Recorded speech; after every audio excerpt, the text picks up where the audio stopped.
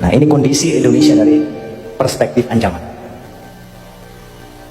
Nah, ini Pak, negara-negara tetangga kita itu jangan dianggap remeh. Mereka punya backing semua.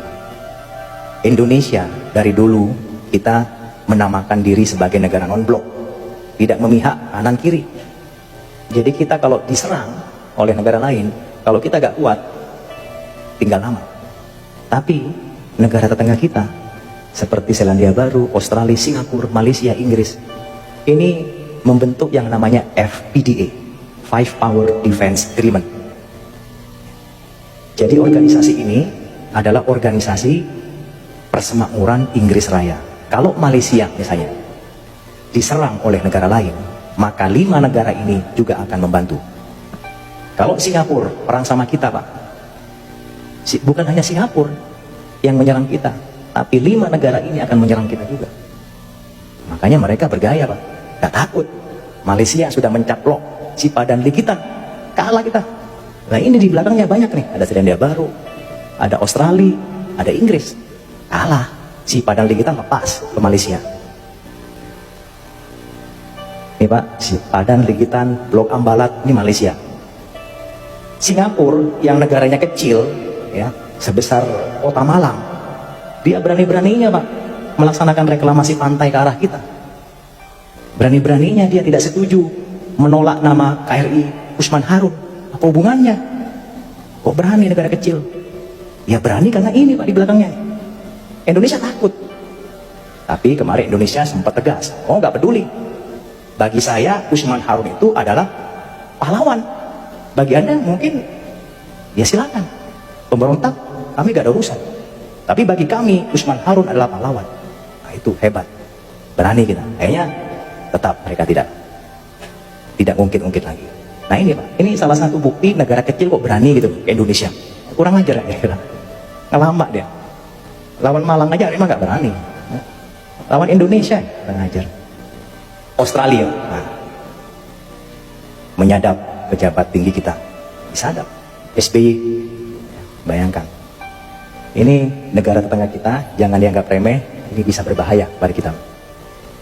Ini skenario Pak, bayangkan, ini sudah mulai disetting, diskenariokan. Tiongkok nanti akan mendapat bagian Kalimantan.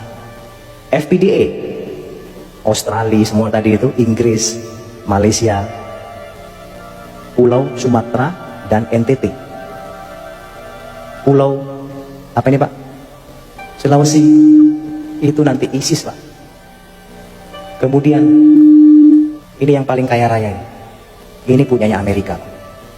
Ini bayangkan Pak, kita sudah dibagi-bagi seperti itu. Makanya Panglima TNI Pak paling getol sekali.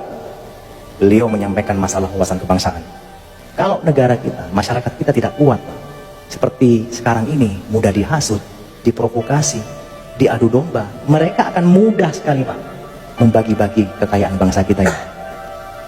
Nah ini sudah ada desain dari luar yang jelas biar Bapak semua mengetahui.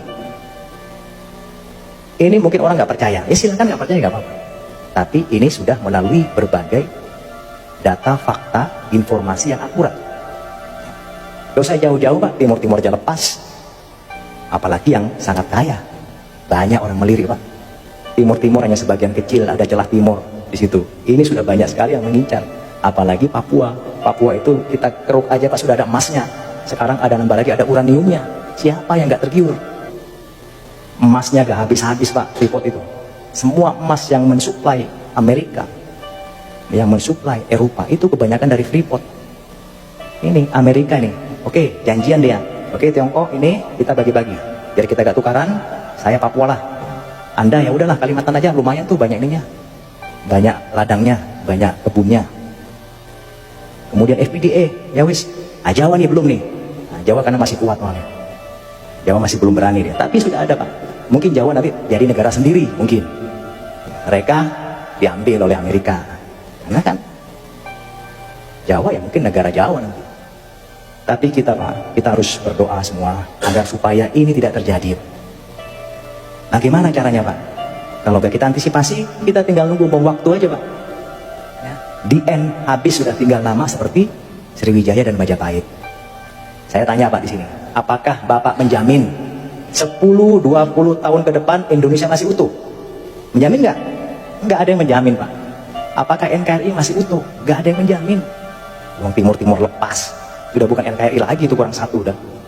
Nanti lepas-lepas semua tinggal negara Jawa. Ya udah, kita aja di sinilah. Ya kan?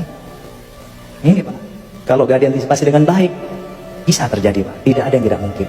Seperti dulu waktu masyarakat zaman Sriwijaya maupun zamannya Majapahit, oh gak mungkin Majapahit lepas hancur, kita kuat kok. Negara asing gak mungkin berani ke sini. Kita punya pasukan, bala tentara yang sangat hebat. Gak ada yang menyangka. Tapi negara asing lebih pintar Pak, diadu domba, diprovokasi, hancur dengan sendirinya. Sama, kita sekarang dalam proses seperti itu Pak.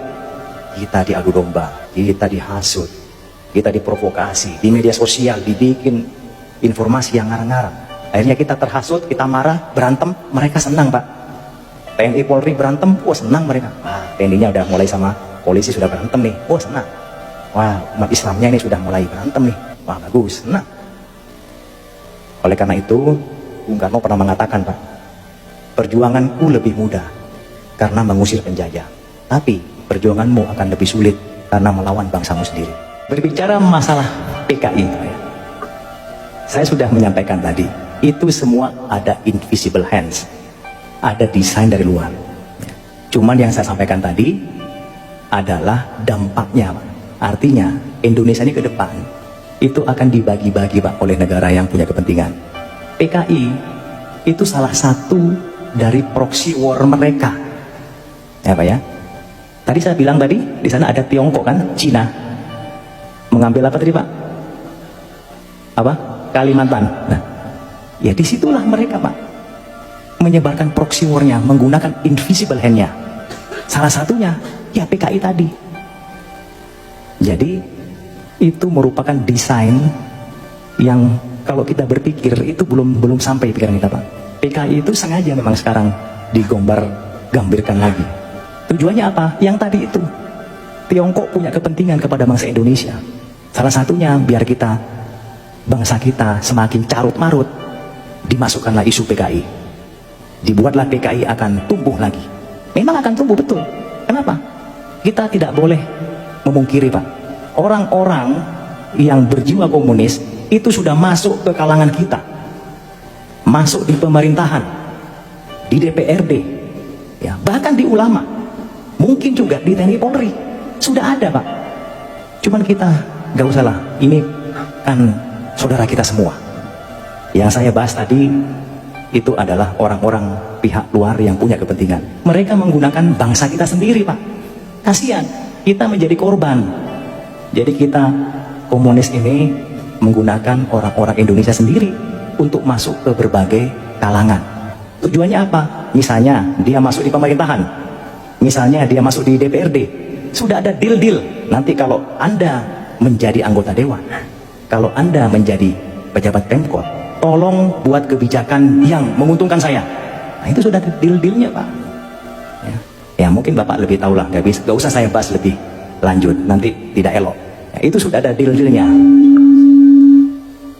Jadi sengaja menggunakan pihak-pihak orang kita sendiri. Memang itu sudah ada Pak, tapi semua itu desain yang lebih besar yang saya lihat tadi, itu ada dari negara-negara yang punya kepentingan. Saya kira itu Pak ya.